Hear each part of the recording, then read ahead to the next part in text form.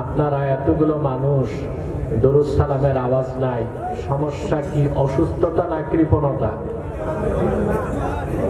একটা তো সমস্যা আছে। জবান খুলে পড়ুন আল্লাহুম্মা সাল্লি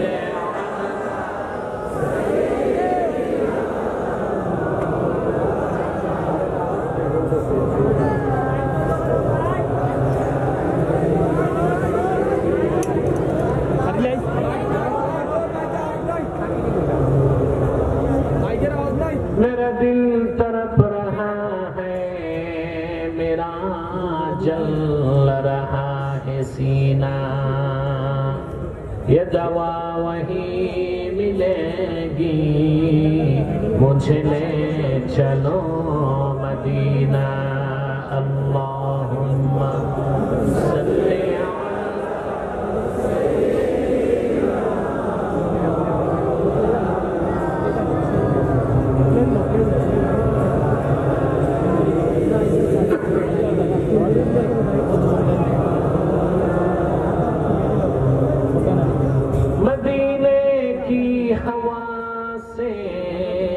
जन्नती बू आती है, खाके पाके मदीना में नूर जन्नत चमकती है। अल्लाहुम्मा सय्यिदना मौलाना मुहम्मद व अला आलिहि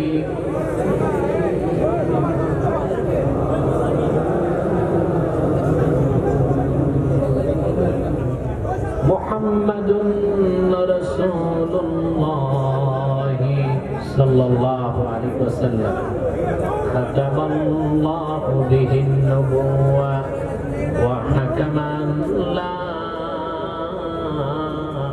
नबिय्य बअदहु बलगल उला बिकमालिहि कशफत तुजा बिजमालिहि हसनत जमिया।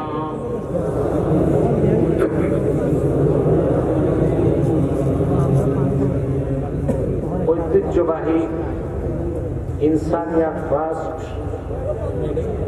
এবং তাহরিকে খাতে নবুয়ত বাংলাদেশ যুক্তরাজ্য শাখার উদ্যোগে আয়োজিত আজকের এই তাফসীরুল কোরআন মাহফিলের সম্মানিত সভাপতি জনাব আব্দুর রহিম আমসান মিয়া সাহেব, হাজরাত উলামায়ে কেরাম, তুলাবায়ে নিজাম, বিভিন্ন প্রান্ত থেকে আজকে যারা এই মহতি মাহফিলে উপস্থিত হয়েছেন, স্বেচ্ছায় সানন্দে স্বতঃস্ফূর্তভাবে মনের আনন্দে শুধুমাত্র আল্লাহর কোরআনুল কারীমের দুর্বার টানে প্রবল আকর্ষণে তাদের সকলকে আমার পক্ষ থেকে হৃদয় নিংড়ানো ভালোবাসা, শুভেচ্ছা এবং অভিনন্দন জ্ঞাপন করছি।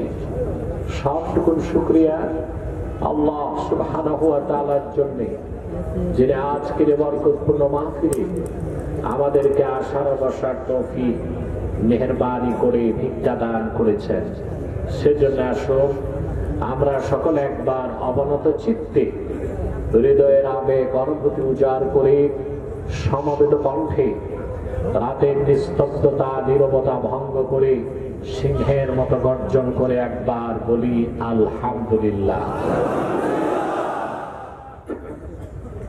অগণিত অসংখ্য দরুদ ও সালাম আল্লাহর সৃষ্টির প্রধান আকর্ষণ, বিশ্ব সভার সভাপতি, সকল নবী রাসূলগণের মাথার তাজ, শামসুল হিদায়াত, বদরুদ্দুজা, সাইয়্যিদুস সাকালাইন, ইমামুল মুরসালিন, খাতামুন নবিয়্যিন ওয়াল মুরসালিন, আফতাবে নবুওয়াত, শাহনশাহে রিসালাত, সরকারে দো জাহান, সুলতানুল মদিনা, নবিয়ুল আম্বিয়া, হুজুরে আকরাম, নূরে মুজাসসাম, নূরুন আলা নূর, সাইয়্যিদিনা হাবিবিনা শফিঈনা মাওলানা মুহাম্মদ সাল্লাল্লাহু আলাইহি ওয়াসাল্লামের উপর।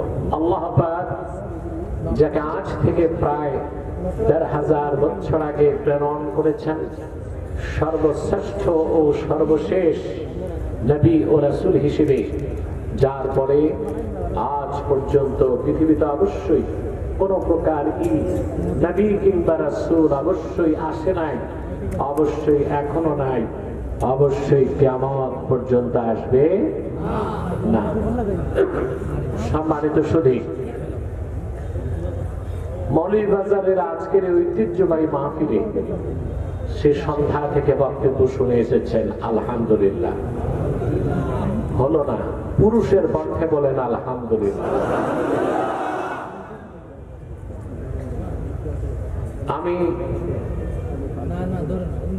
চেষ্টা করেছি আগে আসার, ফ্লাইট একটু ডিলে ছিল, দেরি হয়েছে। আমি খুব ক্লান্ত এবং অসুস্থ। আজকে দিনে প্রোগ্রাম ছিল নরসিংদীতে, সেটা করে এয়ারপোর্ট চলে গিয়েছি, ওখান থেকে ফ্লাইটে এসেছি। আজকে খুব শারীরিকভাবে অসুস্থতা অনুভব করেছি, কষ্ট পেয়েছি, প্রচন্ড বিষাদ নিয়ে এসেছি, কিন্তু আপনাদের এই সুন্দর চেহারাগুলো দেখে আমার সব দুঃখ দূর হয়ে গেছে,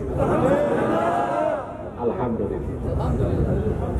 সম্মানিত সুধী, আপনাদের ইহকালীন কল্যাণ এবং পরকালীন মুক্তির লক্ষ্যে কিছু দিক নির্দেশনামূলক বক্তব্য প্রদান করার জন্য কুরআনুল কারীম সূরাতুল মায়েদা থেকে ৫৫ এবং ৫৬ দুটো আয়াত আমি তেলাওয়াত করেছি। এই দুটো আয়াতকে কেন্দ্র করে নির্ভরযোগ্য মুফাসসির এবং মুহাদ্দিসগণের দৃষ্টিকোণ থেকে কিছু কথা আপনাদের সামনে তুলে ধরার চেষ্টা করব ইনশাআল্লাহ।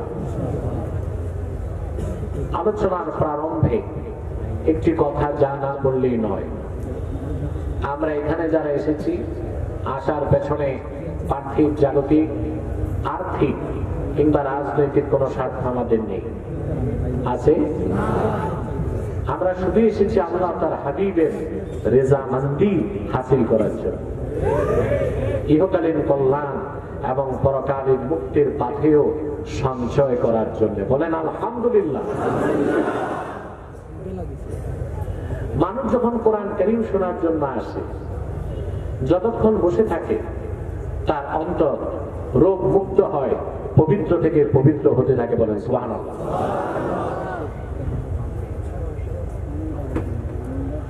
হযরত আল্লামা ইব্রাহিম খাওয়াস রাহমাতুল্লাহ বলেন, দাওয়াউল কুলুবি খামসাত, মানুষের দিলের মধ্যে, অন্তরে যদি রোগ হয়, বিমারি হয়, ওই রোগ থেকে মুক্ত করার জন্য 5টা ঔষধ। তার প্রথমটাই হচ্ছে তিলাওয়াতুল কুরআনি বিতাদাব্বুর, চিন্তা করে, ব্যাখ্যার সাথে, গবেষণা করে আল্লাহর কোরআন তেলাওয়াত করা। বলেন সুবহানাল্লাহ। তাফাক্কুর, তাদাব্বুর, চিন্তা গবেষণার সাথে আল্লাহর কোরআন মানুষ যত পড়বে, যত শুনবে, তার হৃদয় তত পবিত্র থেকে পবিত্র হতে থাকবে, আর তার অন্তর রোগ মুক্ত হয়ে যাবে। বলেন সুবহানাল্লাহ। এতে আমরা খুশি না বেজার? খাদ্য 2 প্রকার। কয় প্রকার? তোমরা মাতো না কেন ভাই? আমি কি কবরস্থানে না মাহফিলে? এটা বুঝতে তো হবে, আমাকে সাপোর্ট দিতে হবে, এনভায়রনমেন্ট সাপোর্ট লাগবে আমার। পারবেন না? সিলেটে রাতে আসতে তো আমি অনেক দেরিতে আসি, তবে সিলেটে এখন কয়েক বছর যাবত দিনেই প্রোগ্রাম বেশি করি। আপনাদের এখানেও দিনে গতবার সাউন্ড নাই, মাইকটা কোথায়? এখানে, এখানে হর্নটা বাজতে হবে।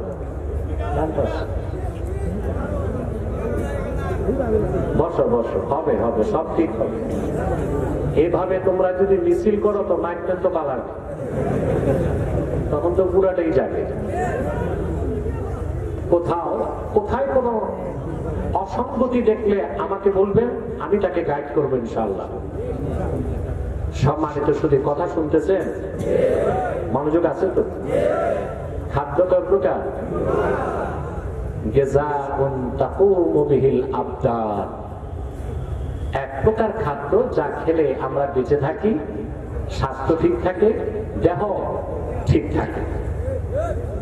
আরেক প্রকার হচ্ছে গিযাউন তাকুমু বিহিল আরওয়াহ, আরেক প্রকার খাদ্য যা খেলে রূহটা শক্তিশালী হয়।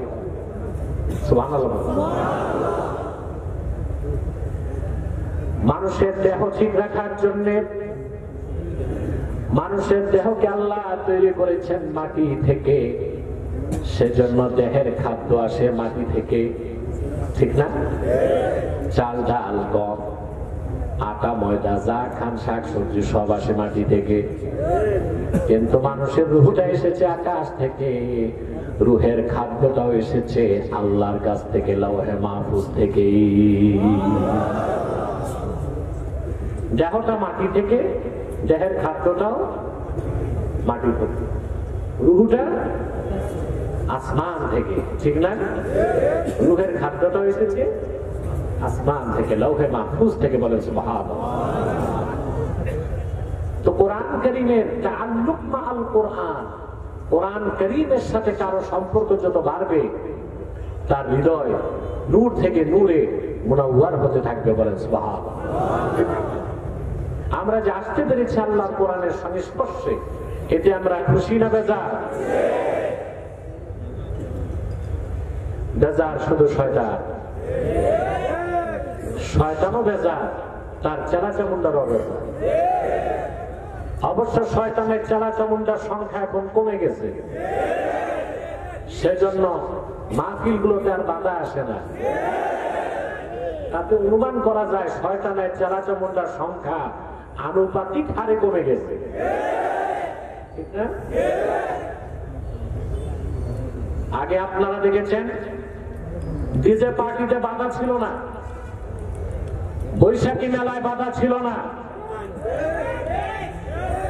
সাংস্কৃতিক অনুষ্ঠানে বাধা ছিল না। আল্লাহর কোরআনের মাহফিলে শর্ত একটা না 34টা থাকত।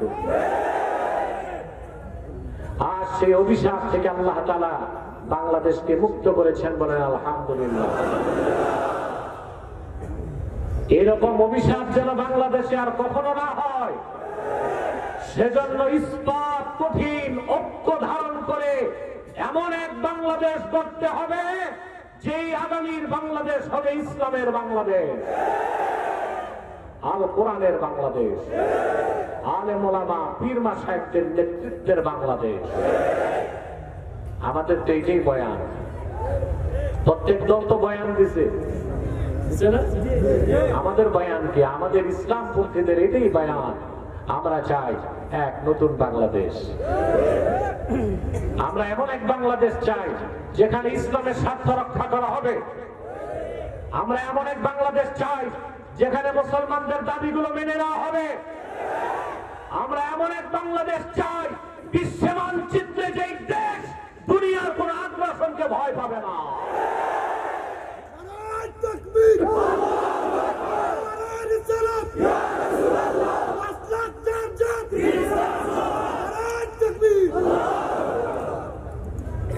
সম্মানিত সুধী, তাহলে শয়তান বেজার। আজকে বিশাল জনতাকে নিয়ে আমরা মুনাজাত করবো একটু পরে ইনশাআল্লাহ। শয়তান কিন্তু এটা চায় না, আপনাকে ওয়াসওয়াসা দিয়ে এখান থেকে উঠাবার চেষ্টা করবে। আমরাও নেক নিয়ত করে শয়তানের নাপাক ডালে একটা চপেটা ঘাত করতে চাই। রাজি আছে? আমরা নিয়ত করছি কিছুক্ষণ পরে আজকের মুনাজাত করে গুনাহ মাফ করে নিষ্পাপ বেহেশতি আল্লাহওয়ালা হয়ে বাড়ি যেতে চাই। কারা কারা হাত তুলে আল্লাহ তাআলাকে দেখা।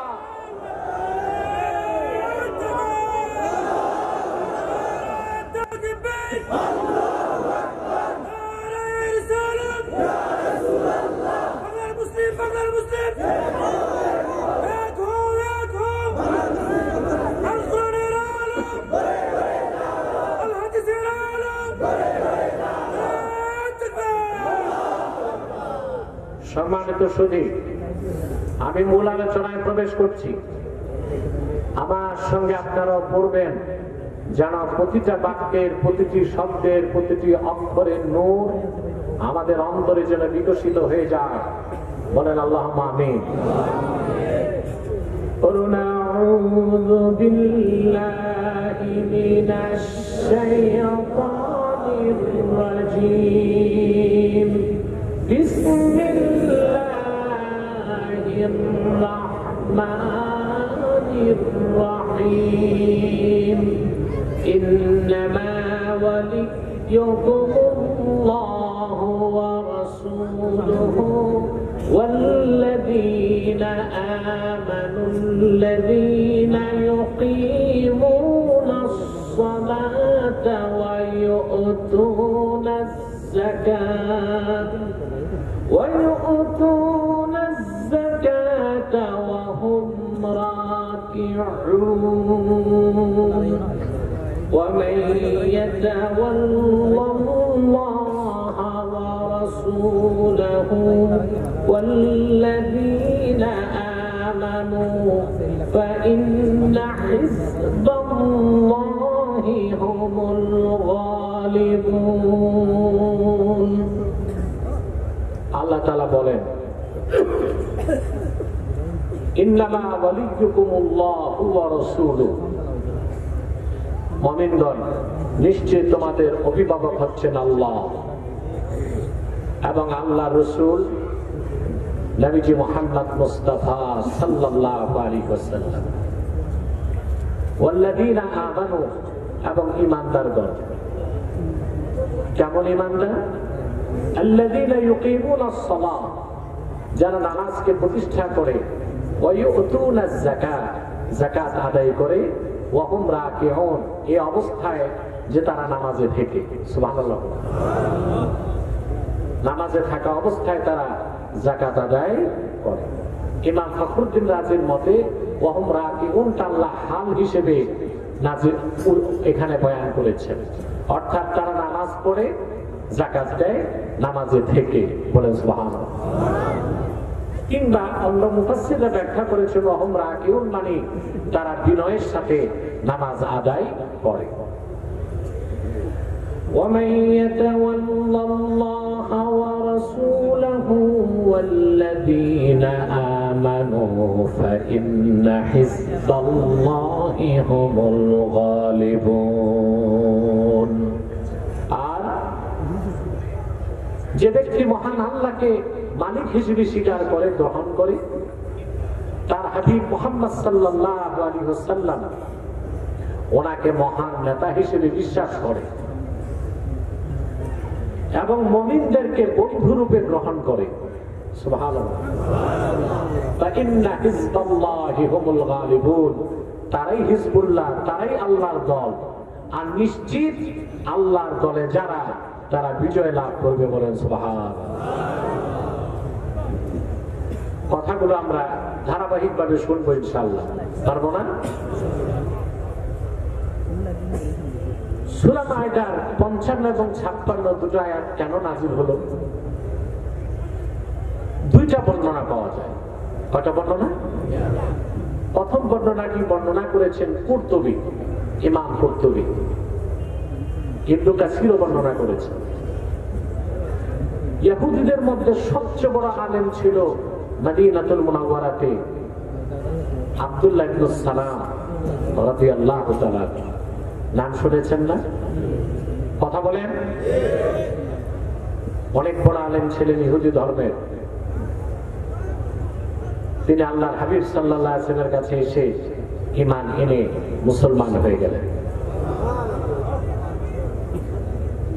মুসলমান হয়ে যাওয়ার পরে ওনার গোত্রের যারা ইহুদি, আব্দুল্লাহ ইবনে সালাম এবং সাথে যে ইহুদিরা ঈমান এনেছিল, তাদেরকে পরিত্যাগ করল। তাদের সাথে উঠা বসা চলাফেরা বন্ধ করে দিল। ঈমান আনার অপরাধে আব্দুল্লাহ ইবনে সালামের গোত্রের ইহুদিরা সম্পর্ক ছিন্ন করল। তিনি এসে আল্লাহর হাবিবের কাছে দুঃখ করে বলতে লাগলেন, ইয়া রাসূলুল্লাহ সাল্লাল্লাহু আলাইহি সাল্লাম, ইন্না কওমানা হাজারুনা ওয়া আহাদু আল্লা ইউজালিসুনা। আমরা ঈমান এনেছি বলে আমাদের কওম আমাদেরকে পরিত্যাগ করছে, আমাদের সাথে লেনদেন করে না, ব্যবসা বাণিজ্য করে না, কথাবার্তা বলে না, আর তারা শপথ করেছে আমাদের সাথে তারা কোনো সম্পর্ক রাখবে না। কথা শুনতেছেন? আল্লাহ রাব্বুল আলামিন কুরআনুল কারীমের আয়াত নাযিল করে বলে দিলেন, ইন্নামা ওয়ালিয়ুকুমুল্লাহু ওয়া রাসূলুহু ওয়াল্লাযীনা আমানুল্লাযীনা ইউকিমুনাস সালাতা ওয়া ইউতুনাজ যাকাতা ওয়া হুম রাকিউন। আল্লাহ আয়াত নাযিল করে সান্ত্বনা দিলেন, মুহাম্মদ সাল্লাল্লাহু আলাইহি ওয়াসাল্লাম আপনি ঘোষণা দেন আমার পক্ষ থেকে, আব্দুল্লাহ ইবনে সালাম অন্যান্য ঈমানদাররা শুধু ঈমান আনার কারণে তোমাদের গোত্রগুলো তোমাদের পরিত্যাগ করেছে, তাতে সমস্যা কি? তোমাদের অভিভাবক তো আল্লাহ, আল্লাহ তোমাদের ভালোবাসেন। তোমাদের অভিভাবক মুহাম্মদ সাল্লাল্লাহু আলাইহি ওয়াসাল্লাম তিনি তোমাদেরকে ভালোবাসেন। আল্লাহর হাবিব বলেন, আমি মুহাম্মদ আমি তোমাদেরকে ভালোবাসি, তোমরা আমার উম্মত এবং আমার সাহাবীগণ তোমাদের বন্ধু। অতএব ইহুদিরা সম্পর্ক ছিন্ন করেছে, তাতে সমস্যা কি? সুবহানাল্লাহ। সমস্যা থাকতে পারে? আল্লাহর হাবিব মুহাম্মদ সাল্লাল্লাহু আলাইহি ওয়াসাল্লামের মাধ্যমে আল্লাহ যে ঘোষণা দিলেন, এটা ছিল সাহাবায়ে কেরামের জন্য খাস, বাকি কিয়ামত তক উম্মতদের জন্য আম। বলেন সুবহানাল্লাহ। অর্থাৎ আমাদের সাথে কাফের মুশরিক বেঈমান সম্পর্ক রাখবে না, এটাই স্বাভাবিক। এটাই কি? কখনোই কাফের মুশরিক বেঈমান আমাদের বন্ধু হতে পারে না। স্টেজে কোনো সাউন্ড নাই, এত বড় মাহফিল, এটা কি মাইক লাগাইছে? মাইকম্যান স্টেজে আওয়াজ লাগবে, পর্যাপ্ত আওয়াজ লাগবে স্টেজের দুই পাশে।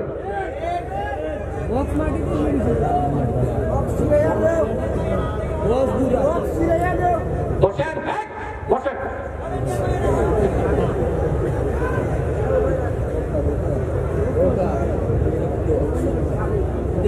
ধৈর্যের সাথে বসে থাকেন, সাউন্ড ঠিক হয়ে যাবে ইনশাআল্লাহ।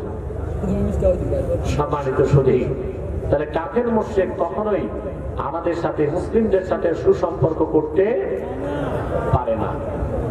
আমরা যতই তাদের সাথে বন্ধুত্ব করতে চাই, আমরা যতই কাফের মুশরিক ও মুসলিমদের সাথে সুসম্পর্ক রাখতে চাই, তারা বাহ্যিক আইওয়াশ করবে, সুসম্পর্ক দেখাবে, কিন্তু পিছন দিক দিয়ে ছুরি মারবে।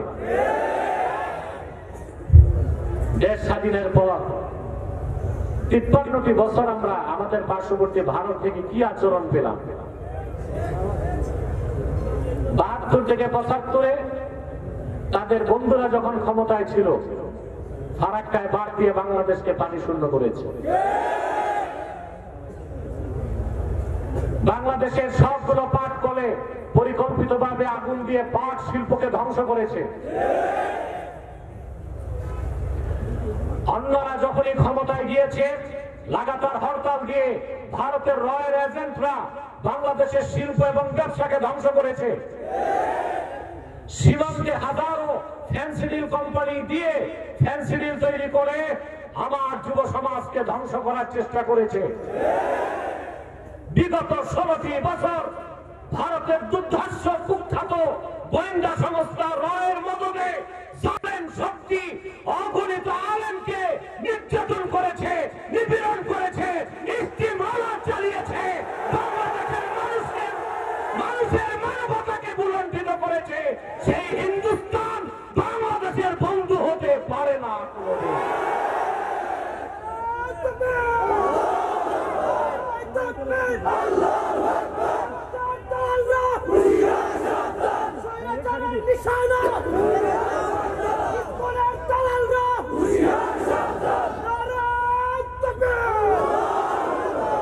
সম্মানিত সুধী,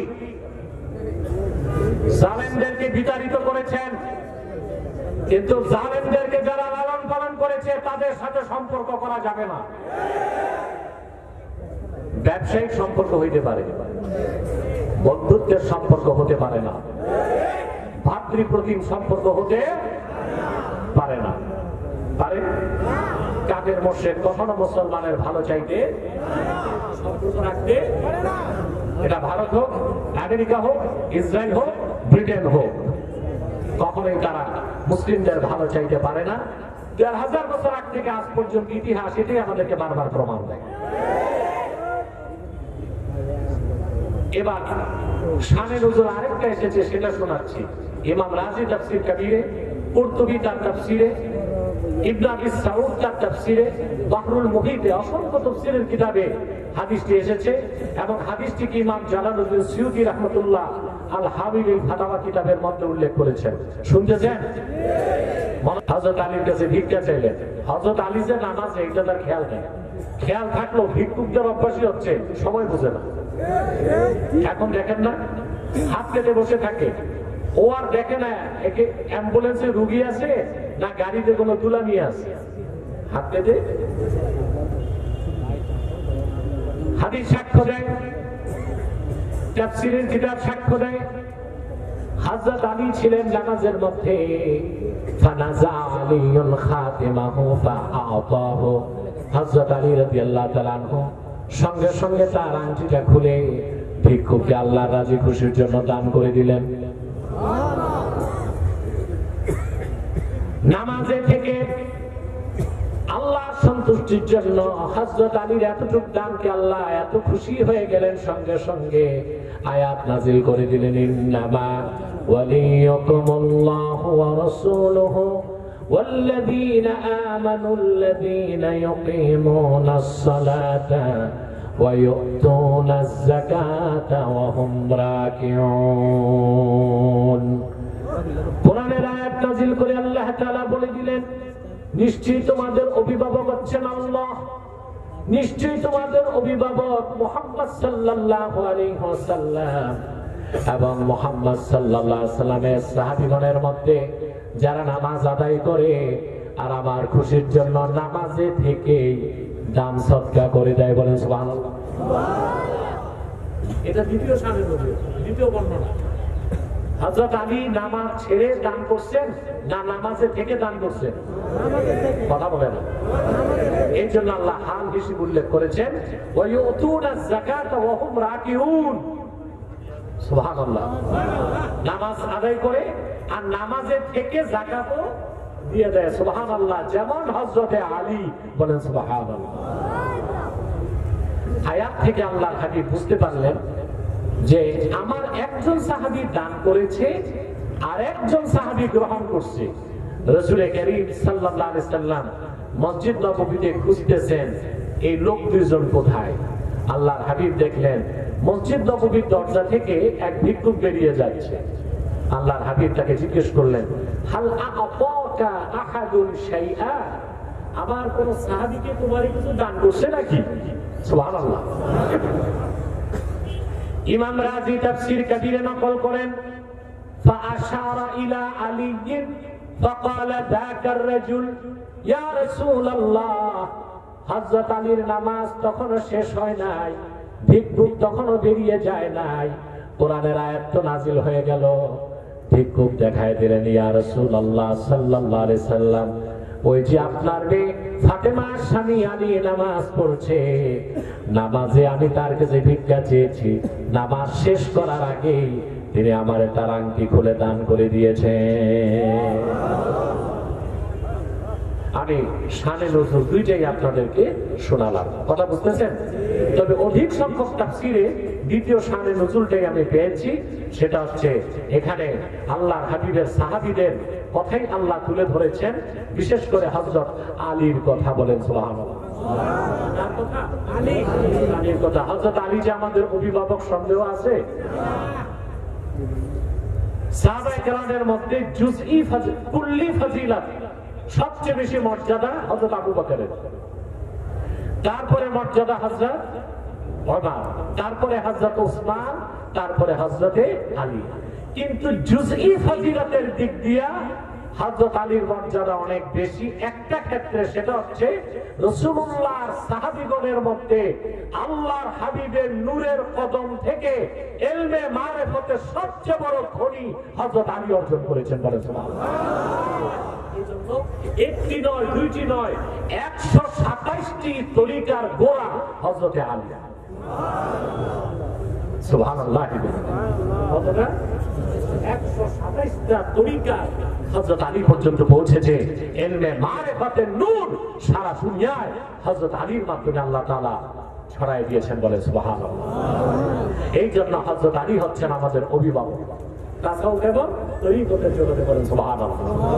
এখন আসেন আমরা একটু শাব্দিক ব্যাখ্যা করছি। আল্লাহ তাআলা বলেছেন ইন্নামা ওয়ালিয়ুকুমুল্লাহ ওয়া রাসূলুহু, তোমাদের ওলি হচ্ছেন আল্লাহ, তোমাদের ওলি হচ্ছেন মুহাম্মদ সাল্লাল্লাহু আলাইহি সাল্লাম। এখন ওলি শব্দের অর্থ কি এটা বুঝতে হবে, বুঝতে হবে না?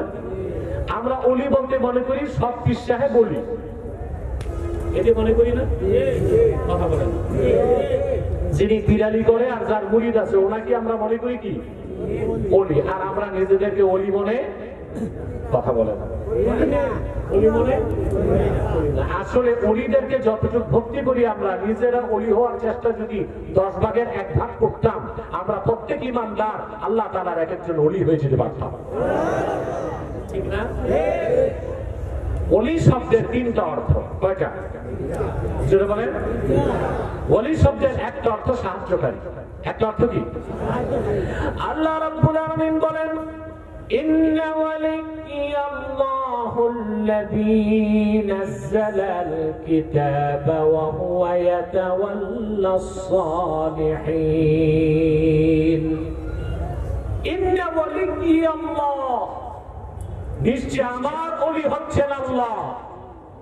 এখানে ওলি অর্থ সাহায্যকারী, অর্থাৎ আমার সাহায্যকারী হচ্ছেন আমার আল্লাহ, যিনি কোরআন নাযিল করেছেন আর যিনি নেককার বান্দাদেরকে পৃষ্ঠপোষকতা দিয়ে থাকেন, বলেন সুবহানাল্লাহ।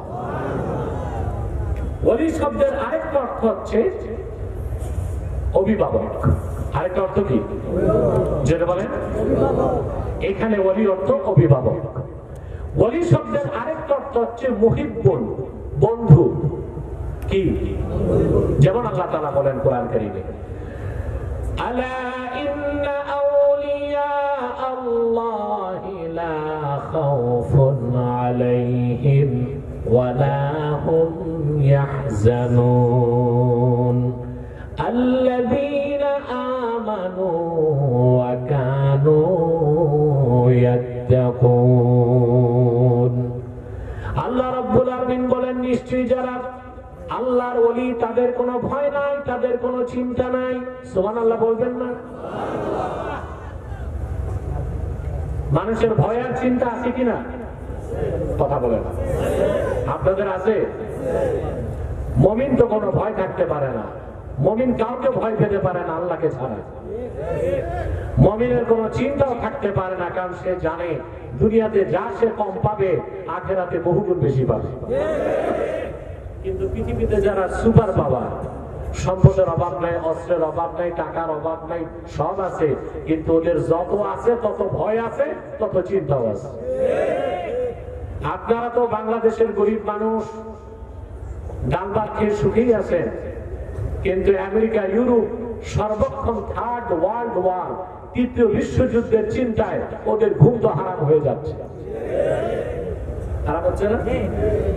এখন আমেরিকা, ইউক্রেন, রাশিয়া এবং ইউক্রেন যুদ্ধ চলছে।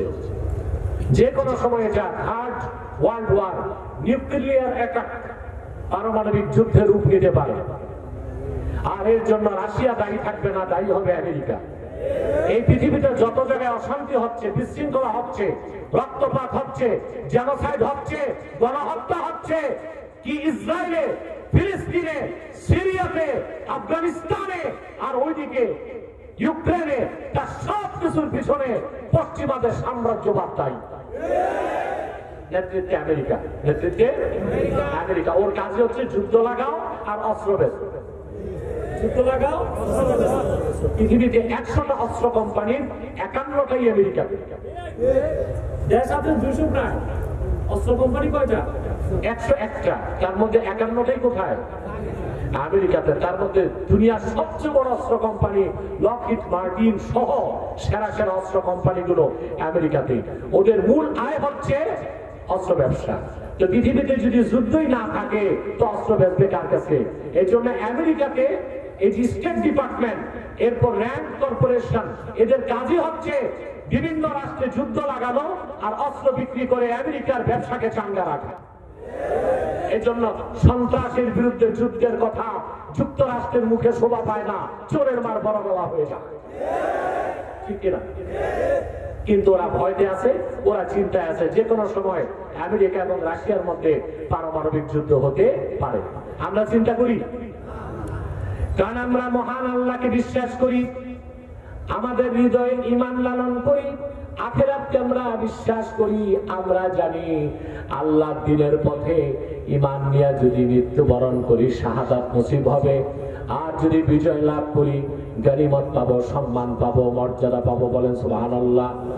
মুসলমান বেঁচে থাকলেও তার ক্ষতি নাই, মৃত্যুর পরও তার ক্ষতি নাই।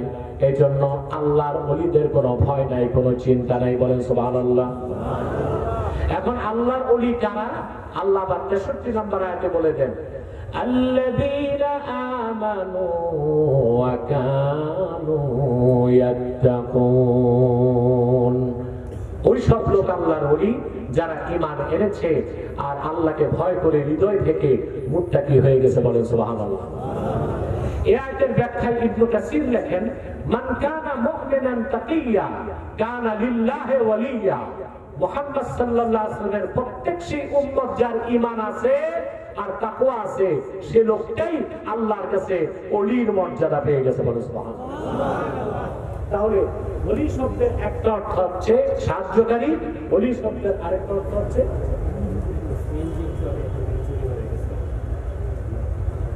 এটা পরে বলবে, এখন বলা যাবে না, বলে দিব। কথা শুনতেছেন? হা তোমাদের ছোট ছোট হয়ে গেছে রাত বেশি হতে না, শীতে জবু তবু হয়েছে। আর 20 মিনিট ইনশাআল্লাহ, ঠিক আছে?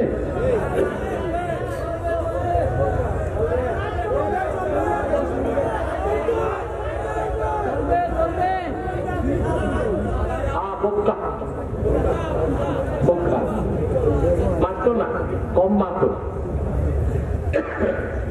আমার ভাইরা কথা তো শুনতেছেন তো বলছি, অলি শব্দের একটা অর্থ কি? সাহায্যকারী।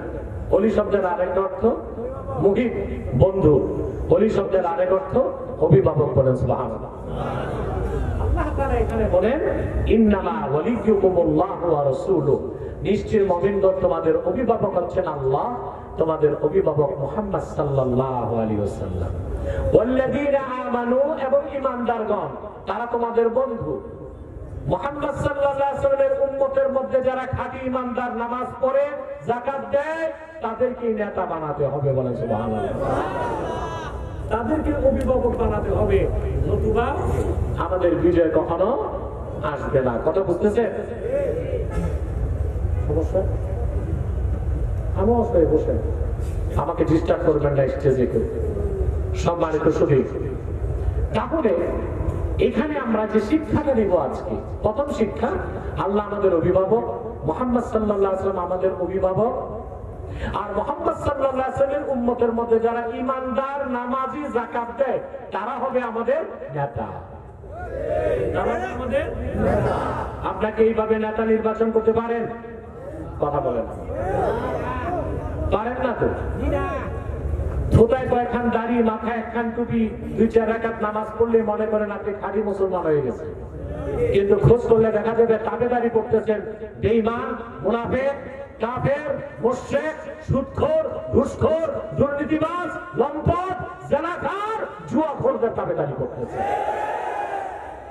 এই জন্য আপনাদের ভাগ্যের পরিবর্তন হয় না, হচ্ছে। আলেমদেরকে আপনারা চান ক্ষমতায় যান? জি না। আলেমদেরকে আপনারা রসমালাই খাওয়ান, টাঙ্গাইলের চমচম, মুক্তাগাছার মন্ডা, কিন্তু ভোট নাই। ভোট নাই। দেখেন না, বাংলাদেশে তো অনেক পীরও রাজনীতি করে, কিন্তু ভোট পায় পাচ্ছে না। কারণ মুরিদ হচ্ছে, মুরিদের মধ্যে হচ্ছে ডবল স্ট্যান্ডার্ড। মুরিদ দুইটা পীর বানাইছে, একটা আধ্যাত্মিক পীর আর একটা রাজনৈতিক পীর।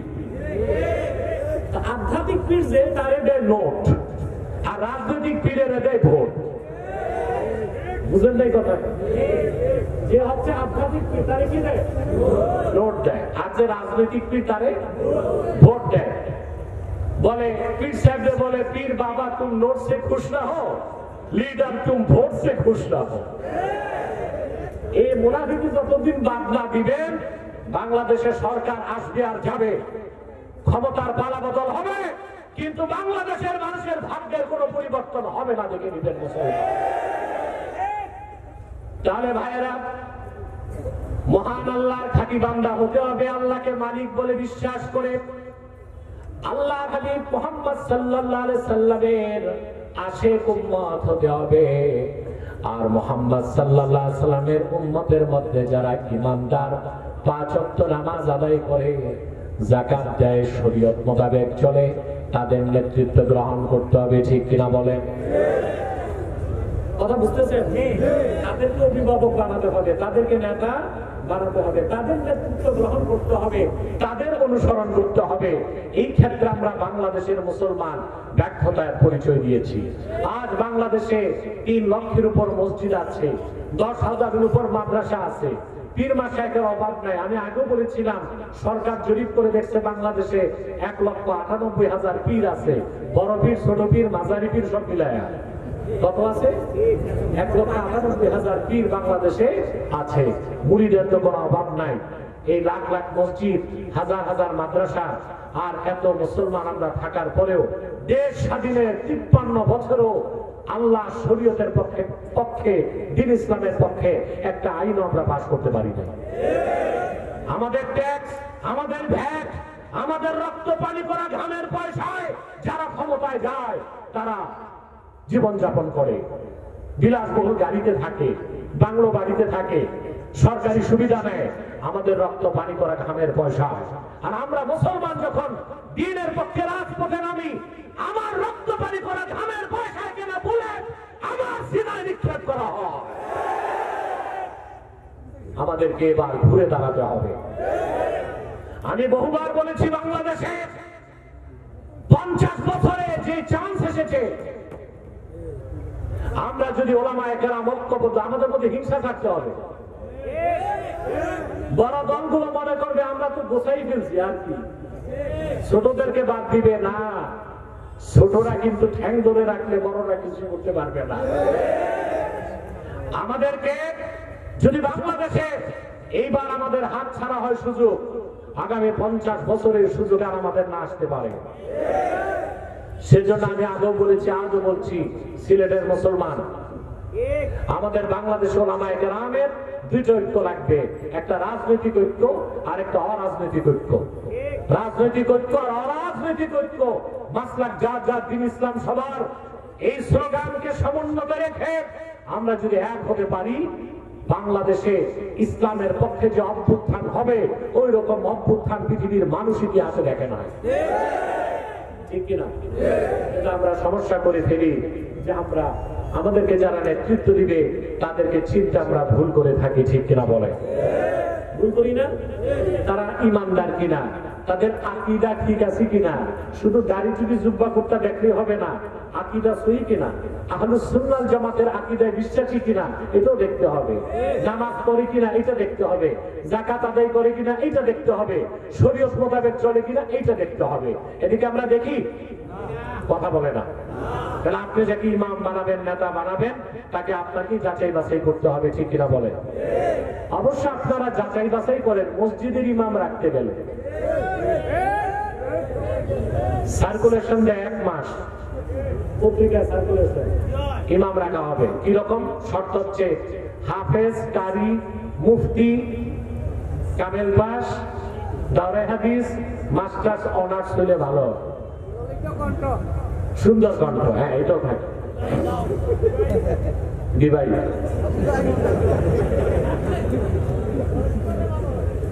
তারপরে ইমাম সাহেব আসে 40 জন, ইন্টারভিউ নিতে বসে আলেম আসে না কেউ,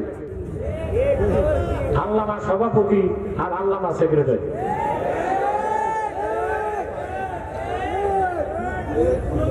ওই বেটা নিজেও জানে না ওযুর ফরজ কয়টা।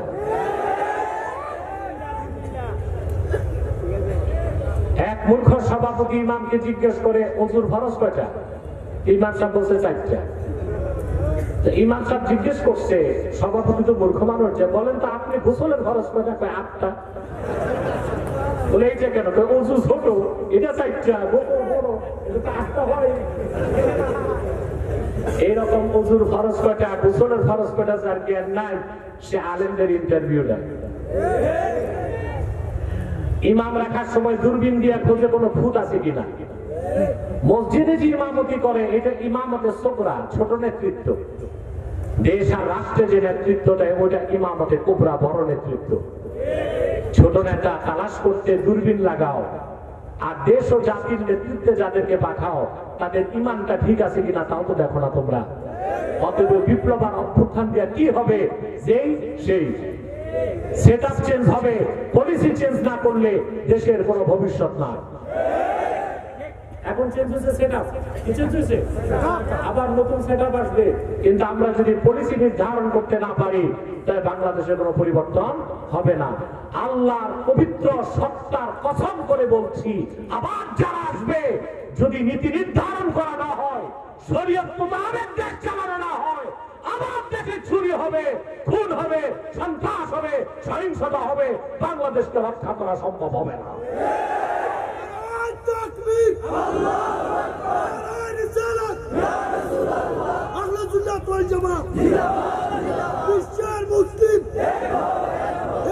সম্মানিত সুধীর, তাহলে আমরা সূরা মাইদার 55 নম্বর আয়াত থেকে যে শিক্ষাটা পেলাম, আমাদেরকে আল্লাহ তাআলার ঈমানদার বান্দা হতে হবে, তার হাবিব মুহাম্মদ সাল্লাল্লাহু আলাইহি সাল্লামের ঈমানদার উম্মত হতে হবে। আর মুহাম্মদ সাল্লাল্লাহু আলাইহি সাল্লামের উম্মতের মধ্যে যারা ঈমানদার, নামাজি, যাকাত দেয়, তাদেরকে নেতা বানাতে হবে, ঠিক কিনা? পারবো ইনশাআল্লাহ? যারা বলেন পারবো। এরপরে আল্লাহ তাআলা বলেন, وَمَن يَتَوَلَّ اللَّهَ وَرَسُولَهُ وَالَّذِينَ آمَنُوا فَإِنَّ حِزْبَ اللَّهِ هُمُ الْغَالِبُونَ।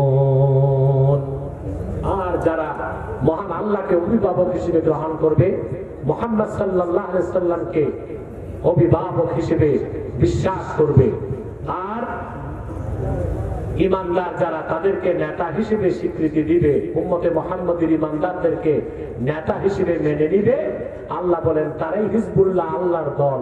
ফাইন্না হিজবাল্লাহি হুমুল গালিবুন, আল্লাহর দল অবশ্যই বিজয় লাভ করবে। বলেন সুবহানাল্লাহ।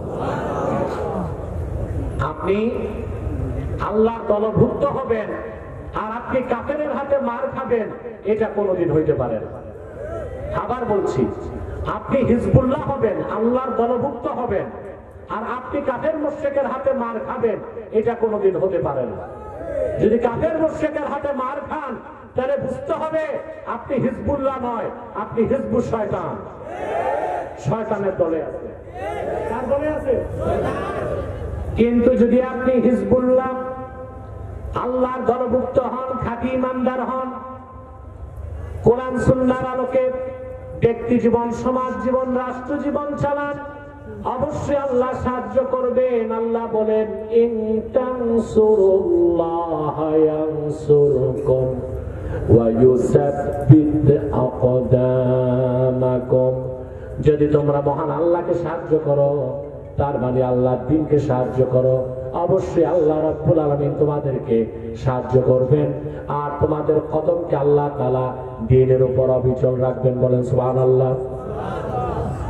আল্লাহ সাহায্য কিভাবে আসে দেখেন নাই? সিরিয়াতে বাশার আল আসাদ 11 বছর নির্যাতন নিপীড়ন করলো, 5 লক্ষ মানুষকে হত্যা করেছে, অধিকাংশই ছিল সুন্নি মুসলমান। আজকে অনেকে বলতেছে বাশার আল আসাদকে সরানো ঠিক হয় নাই। ইসরায়েলের ইহুদিদের চেয়ে কোন অংশে বাশার আল আসাদ কম খারাপ ছিল না। সুন্নি মসজিদগুলোকে বন্ধ করেছে। বাশার আল আসাদের সৈন্যবাহিনী মসজিদগুলোতে ঢুকে সিগারেট পান করত। গোটা সিরিয়াতে হাজার হাজার সুন্নি আলেম, মুহাদ্দিস, মুফাসসিরকে গুলি করে হত্যা করা হয়েছে। সুন্নিদের স্ত্রী বোনদেরকে কারাগারে বন্দী রেখে গণধর্ষণ করা হতো। সুন্নি মুসলিমদের উপর রাসায়নিক অস্ত্র ব্যবহার করা হতো। আর ইসরায়েলের সাথে বাশার আল আসাদ গোপন চুক্তি করে মধ্যপ্রাচ্যকে অশান্ত করে রাখত। একদল মানুষ যারা হিজবুল্লাহ, ওইটা আমি লেবাননের হিজবুল্লাহর কথা বলছি না, ইমামদার কি হিজবুল্লাহ, এরা অস্ত্র হাতে তুলে নিল। আপনারা জানেন এখন যে বিদ্রোহীদের নেতা জুলানি, গান শুনছেন না? মাত্র 60টা বন্দুক নিয়ে তিনি জিহাদে নামছেন। এখন তাদের কাছে শত শত ট্যাঙ্ক আছে, মিসাইল ক্ষেপণাস্ত্র আছে, হাজারো অস্ত্র আছে। আসলে আল্লাহ দ্বীনের জন্য নামলে আল্লাহ পথ সহজ করে দেয়। এবং আমরা এটাই চিন্তা করি, আশা করি ইনশাআল্লাহ সিরিয়াতে ইসলামী শরিয়া প্রতিষ্ঠিত হবার পর এই বাহিনী ইনশাআল্লাহ বাইতুল মুকাদ্দাসকে উদ্ধার করবে নাপাক ইহুদিদের হাত থেকে ইনশাআল্লাহ। দেখুন আপনি মধ্য এশিয়াতে তালেবান, যাদেরকে মোল্লা বলেন, কি বলে, পাগড়ি, জুব্বা, কুর্তা, গলায় তসবিহ, হাতে আছে পুরনো আমলের AK-47 ক্লাসিনকভ। পৃথিবীর 2টা পরাশক্তিকে তারা ধরাশক্তি বানাই দিয়েছে। 14 বছর জিহাদ করছে রাশিয়ার বিরুদ্ধে, 19 বছর জিহাদ করেছে আমেরিকার বিরুদ্ধে। পৃথিবীর 2টো পরাশক্তি পরাজিত হয়েছে তালেবান মুসলিমদের কাছে, কারণ আল্লাহ দ্বীনের জন্য 70,000 তালেবান শাহাদাত বরণ করেছে। আর আল্লাহ বলেছেন ইন তানসুরুল্লাহ ইয়ানসুরকুম ওয়া ইউসাব্বিত আকদামাকুম, যদি তোমরা আল্লাহকে সাহায্য করো, মানে আল্লাহ দ্বীনকে সাহায্য করো, অবশ্যই আল্লাহ তোমাদেরকে সাহায্য করবে। তা আমরাও যদি খাঁটি ইমানদার হই, আল্লাহ আল্লাহ বুজুর্গ নেককার সুন্নি আকীদার মানুষকে যদি নেতা বানায় মাঠে নামতে পারি, বাংলাদেশেও আল্লাহ সাহায্য নেমে আসবে ইনশাআল্লাহ। আল্লাহ দিওজন দিচ্ছে না, বাংলাদেশের জানানা মুসলিম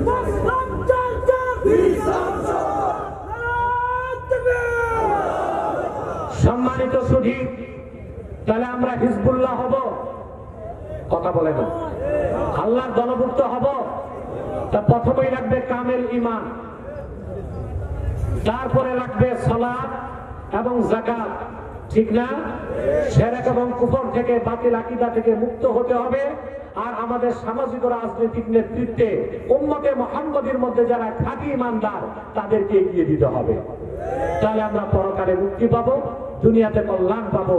আর আমরা তখনই বাংলাদেশকে একটি স্বাধীন, সুন্দর, উন্নত বাংলাদেশ হিসেবে গঠন করতে পারবো ইনশাআল্লাহ। এখন তো আমরা কিভাবে একটি সুন্দর বাংলাদেশ গঠন করব? ভাই, আমাদের রাজনীতিতে তো শিরক ঢুকে আছে, কথা বলেন। বাংলাদেশে 75% ভোটার, কত? 75% ভোটারের আকীদা হচ্ছে সার্বভৌমত্বের মালিক জনগণ। এটা শিরক না? কথা বলতে হবে। শিরকে আসগার না শিরকে আকবার? 75%, 11,29,00,000 ভোট আছে বাংলাদেশে। এর মধ্যে 75% মানুষ যারা এমন রাজনৈতিক আদর্শ গ্রহণ করেছে যাদের বিশ্বাস সার্বভৌমত্বের মালিক জনগণ। মুসলমানের রাজনৈতিক বিশ্বাস হচ্ছে সার্বভৌমত্বের মালিক জনগণ নয়, ইনিল হুকমু ইল্লা লিল্লাহ, সার্বভৌমত্বের মালিক একমাত্র আল্লাহ তাআলা। আপনারা দাবিদারি করছেন এমন সব মানুষদের যাদের আকীদায় শিরক আছে, যাদের আকীদায় কুফর আছে, যারা শরীয়ত আইনকে বিশ্বাস করে না, ব্যক্তিগত জীবনে নামাজ পড়ে না, চুরি করে, দেশের সম্পদ চুরি করে, লুণ্ঠন করে, শোষণ করে, বেগম পাড়ায় পাচার করে। যেগুলো ধরা খায় জেলে গেছে, এগুলো না জেলের মধ্যে আছে, ওদের বউ বাচ্চাগুলো কিন্তু আনন্দই আছে। কানাডাতে, ব্রিটেনে, আমেরিকায়, আর কিছু যে জায়গা নিয়েছে ভারতে। ভারতে যাওয়াটা ঠিক হয়, ওরাই তো না খাইয়া মরে। এখান থেকে যারা পালায় গেছে ওদেরকে দিবে থেকে। আমার বাংলাদেশের মুসলমান কলকাতায় না গেলে গোটা কলকাতাই তো অচল হয়ে যায়। আমরা দেই, ওরা খায়। আমরা দেই। যখন ওরা হুমকি দিল বাংলাদেশে শান্তি বাহিনী পাঠাবার কথা বলছে, শুনছেন না আপনারা? ওই দেশের মুখ্যমন্ত্রী বলছে, এটা মুখ্যমন্ত্রী না মূর্খমন্ত্রী। এটা মহিলা তো, মহিলাতে এমনি জ্ঞান কম, আকল কম। ও বুঝতে পারে নাই বাংলাদেশে 14 কোটি মুসলমান শাহজালালের উত্তরসূরি, শাহ ফরহানের উত্তরসূরি, শাহ মাকদুমের উত্তরসূরি, শাহ কারামত আলী জনপুরের উত্তরসূরি। ভারত আমেরিকা ইসরায়েলকে ভয় পায় না, দেশের স্বাধীনতা রক্ষায় 14 কোটি মুসলমান 28 কোটি হাতে লাঠি তুলে নেবে ইনশাআল্লাহ।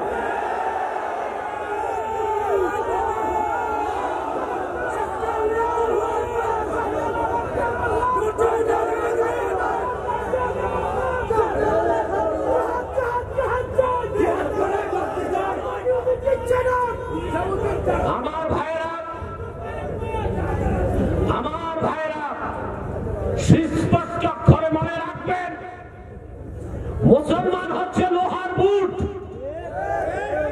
এটাকে চাপন করার কোন দাঁত পৃথিবীতে এটা আমি বলে দিচ্ছি।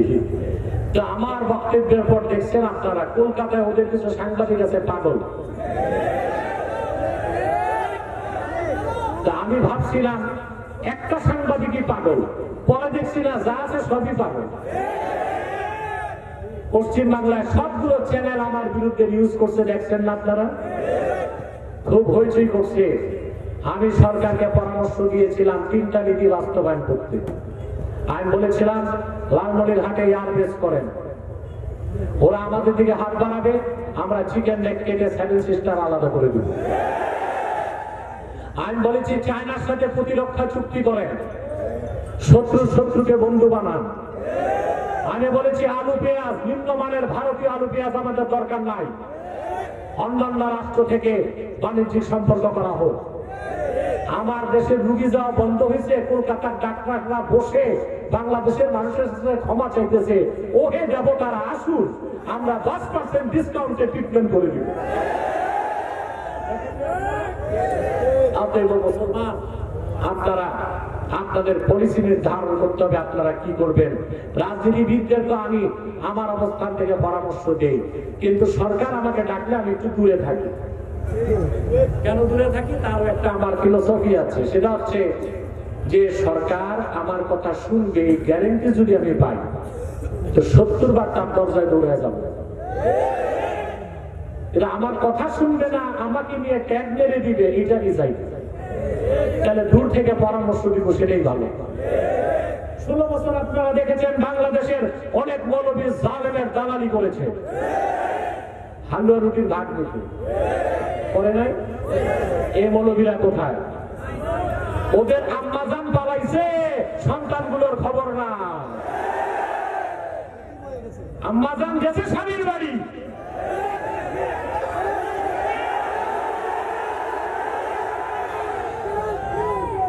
যে মানুষগুলোকে মিছিল করিয়েছে, মিটিং করিয়েছে, যে মানুষগুলোকে বাংলাদেশে এইরকম অবস্থায় রেখে গিয়েছে নিজের জীবন বাঁচাতে, বাংলাদেশের মানুষের নেতৃত্ব দেওয়ার কোন অধিকার তাকে আগামীতে দেওয়া হবে না।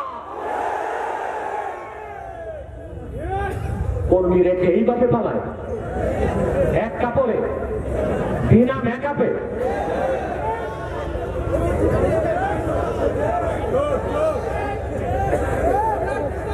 আপনারা কাদের পিছে চলেন? মৌলবী যেগুলো দালালি করছে এরা কই? এরাও সব পালাইছে। হালুয়া রুটি যা খাওয়ার খাইছে তো 16 বছর, ঠিক না? এই চরিত্র কোন আলেমের হওয়া উচিত না। আলেমরা রাহবার, তারা কোন দলের পক্ষ নিতে পারে না, তারা হবে হিজবুল্লাহ। আল্লাহর দলের পক্ষ নিবে, আল্লাহর দলের পক্ষ নিবে। যখন যা বলার তা বলতে হবে।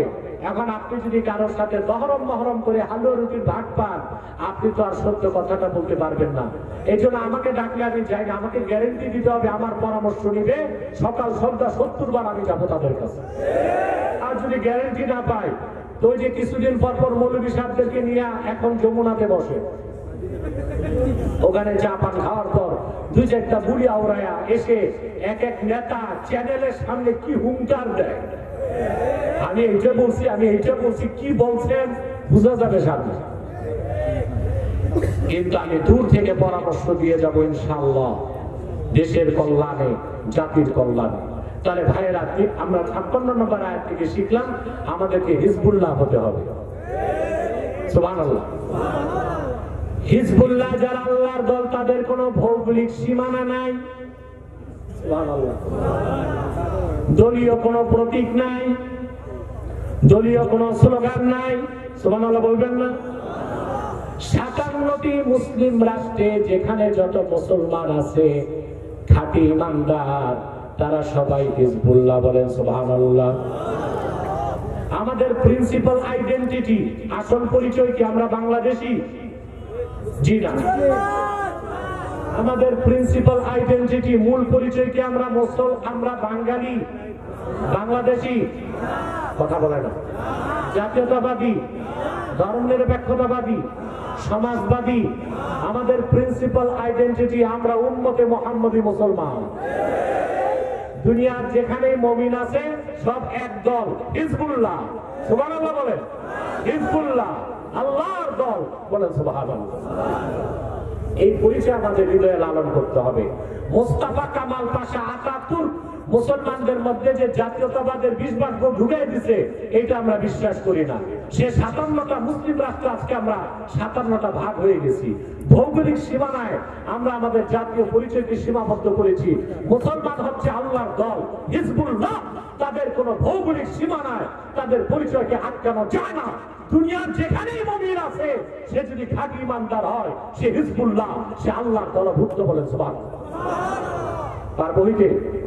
যদি আল্লাহর দল থেকে বের হয়ে যায়, আর একটাই দল আছে, ওটা হচ্ছে হিজবুল শয়তান।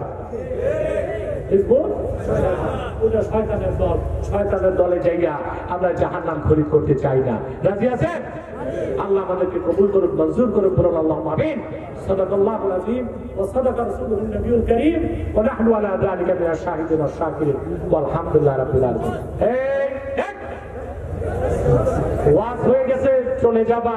তোমাদের কি, তোমরা কি আউলিয়া কেরাম যে মুনাজাত লাগে না? একটা মানুষও দাঁড়াবেন না, বরং যারা দাঁড়ায় আছেন বসে যান, ওখানেই বসে যান। সম্মানিত সুধী, মোহনের কাছে দরখাস্ত থাকলে যদি উত্তর প্রয়োজন মনে করুন। সম্মানিত সুধী, সম্মানিত সুধী, বিদায় লগ্নে আরে ইউটিউবার ভাইরা বসো না, একটু ধৈর্য ধরে বসো, বসো, বসো, সময় বাবা। সম্মানিত সুধী, বিদায় লগ্নে আমি চলে এসেছি।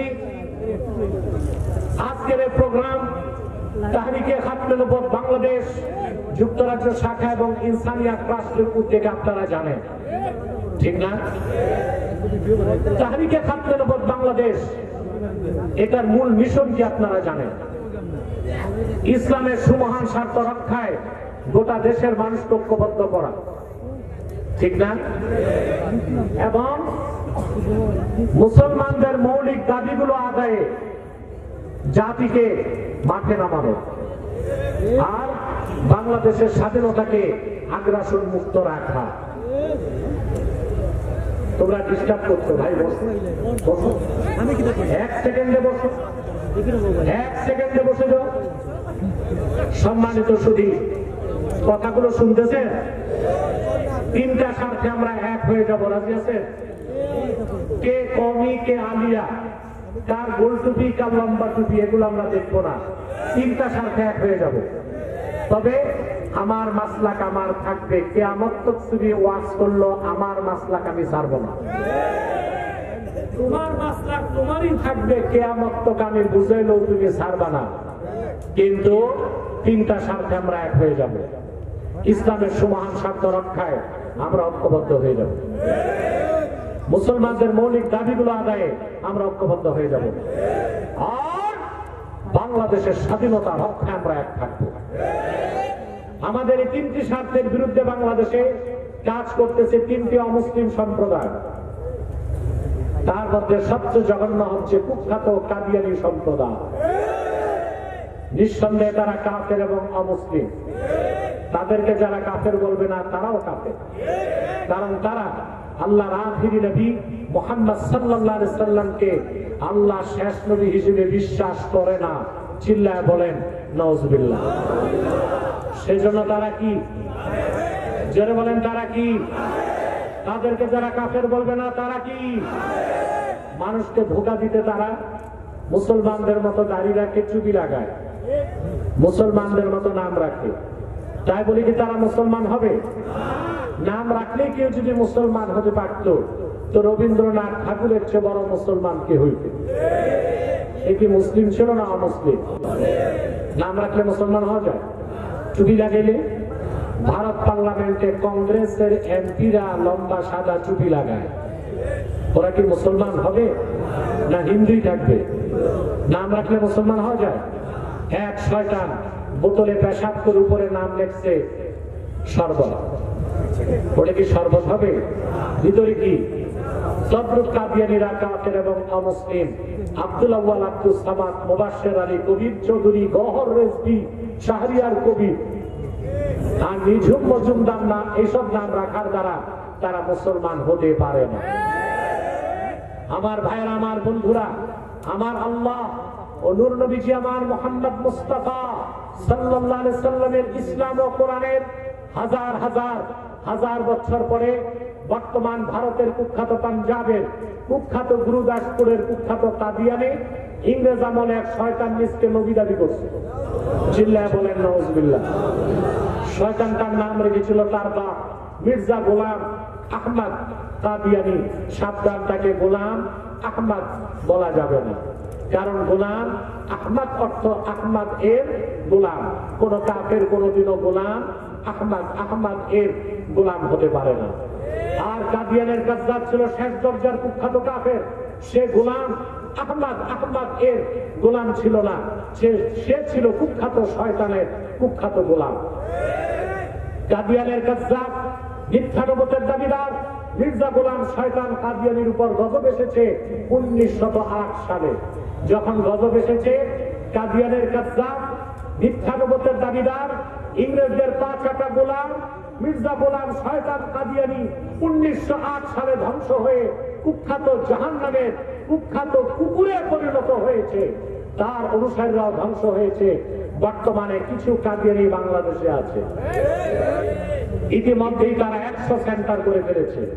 সিলেটের মুসলমান, আপনাদের জন্য কলঙ্ক যে সিলেট শহরের সোভানি ঘাট এলাকায় কাদিয়ানিরা আস্তানা করেছে। সুনামগঞ্জের দিরাইতে তারা আস্তানা করেছে। কুলাউড়াতে শুনেছি করেছে। মৌলভী বাজারে তাদের কিছু উৎপাত আছে, চক্রান্ত আছে। বাংলাদেশে তারা 100 আস্তানা করে ফেলেছে। নাউজুবিল্লাহ বলবেন না? নাম পরিবর্তন করে করে তারা মিথ্যা পরিচয় দেয়। কখনো নিজেদের পরিচয় দেয় আহমদী জামাত, কখনো বলে আহমদিয়া জামাত, কখনো বলে আহমদী সম্প্রদায়, কখনো বলে আহমদিয়া সম্প্রদায়, কখনো বলে আহমদী মুসলিম জামাত, কখনো বলে আহমদিয়া মুসলিম জামাত। সাবধান, যত কাদিয়ানি ছিল আছে থাকবে, তারা কেউ আহমদী জামাত নয়, আহমদিয়া জামাত নয়, আহমদী সম্প্রদায় নয়, আহমদিয়া সম্প্রদায় নয়, আহমদী মুসলিম জামাত নয়, আহমদিয়া মুসলিম জামাত নয়। তারা শয়তানি জামাত, কুখ্যাত জাহান্নামের কুখ্যাত কুকুরের দল। আমাদের সকল দলের একটাই দাবি, অনতিবিলম্বে স্বাধীন বাংলায় শয়তান কাদিয়ানীদেরকে রাষ্ট্রীয়ভাবে অমুসলিম ঘোষণা করতেই হবে, করতেই হবে, করতেই হবে। এই দাবি আদায়ে যদি তাহরিকে খাতমের উপর বাংলাদেশের ব্যানারে জান ও মাল দেবার ডাক আসে, কারা কারা প্রস্তুত আছেন হাত তুলে দেখেন।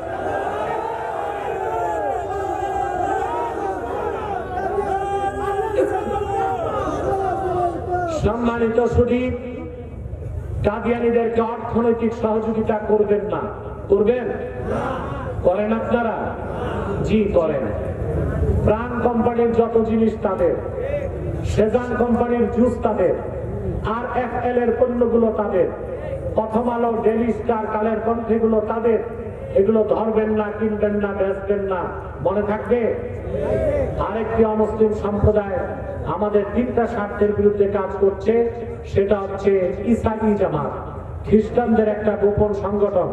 1975 সালে বাংলাদেশে ঢুকেছে। এই পর্যন্ত 2.5 লক্ষ মানুষকে তারা খ্রিস্টান বানায় দিয়েছে।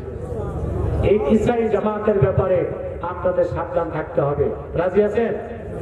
তারাও দাড়ি রাখে, টুপি লাগায়, নিজেদেরকে বলে ইসাই তরিকাভুক্ত মুসলমান, আদতে খ্রিস্টান। আরেকটা ফিতনার ব্যাপারে সাবধান থাকবেন, হিজবুত তাওহীদ। এটা হিজবুত তাওহীদ না হিজবুত শয়তান। তারাও ব্যাপকভাবে এই দেশের মানুষকে গোমরাহ করার চেষ্টা করছে। তাদের বিরুদ্ধে সজাগ সচেতন থাকবেন। পারবেন ইনশাআল্লাহ? আমি দোয়া চাই আপনাদের জন্য, বিশেষ করে আমার স্নেহধন্য মোহন যে ইনসানিয়া ট্রাস্টের মতো একটা মানবিক সংস্থা বাংলাদেশে মৌলভীবাজারে করেছে, এটা আপনাদের জন্য একটা গৌরবের বিষয়। আলহামদুলিল্লাহ বলবেন না?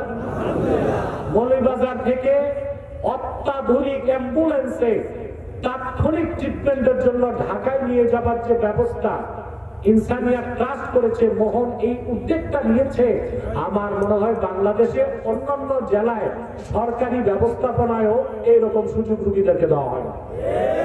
আলহামদুলিল্লাহ বলবেন না? আমি তার জন্য দোয়া চাই। আলহামদুলিল্লাহ তাহরিকে খাতমে নবুয়ত বাংলাদেশ যুক্তরাজ্য শাখার খ্যাতমতের দায়িত্ব আমি তাকে দিয়ে রেখেছি। ব্রিটেনে আরো লোকজন আছে যারা কাজ করেন, তাদের জন্য দোয়া করবেন।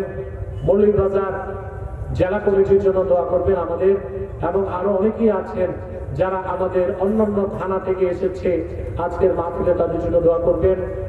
এবং এই যুবক যারা এখানে, তাদের জন্য খাস দোয়া করবেন। বিশেষ করে মোহনের আব্বা, উনিও খুব সমাজ সেবক মানুষ, আলহামদুলিল্লাহ, তার জন্য দোয়া করবেন। মোহনের আম্মা 2 বছর আগে মারা গেছে, 4 বছর দোয়া করবেন। সবাই দোয়া চেয়েছে, শুনেছেন তার একটা মেয়েও মারা গেছে। তো আরো যারা এখানে সহযোগিতা করেছে সকলের জন্য আমি দোয়া চাই, আল্লাহ কবুল করুন, মঞ্জুর করুন।